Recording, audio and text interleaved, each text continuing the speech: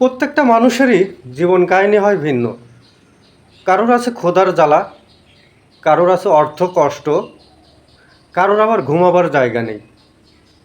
তো এর ভেতরে আবার অনেকেই কিন্তু মেধাবী ছাত্রও থাকে। তো টাকা পয়সার কারণে এমনও মানুষ আছে, এমনও মানুষ আছে যে পড়ালেখাটা করতে পারেনি। আবার এমনও মানুষ আছে ফুটপাত থেকে 50 টাকা দিয়ে ঈদের দিন কিনে শার্ট গায়ে দিয়েছে। এটা কিন্তু তার নিজের টাকা, সে ফুটপাত থেকে কিনলেও কারোর কাছ থেকে হাত পেতে নেয়নি, নিজের টাকা দিয়ে কিনে সে পরেছে।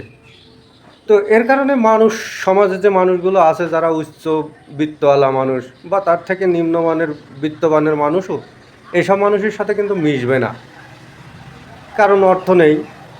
তবে কার কখন ভাগ্যের চাকা ঘুরে যায় এটা তো আবার কেউ বলতে পারে না।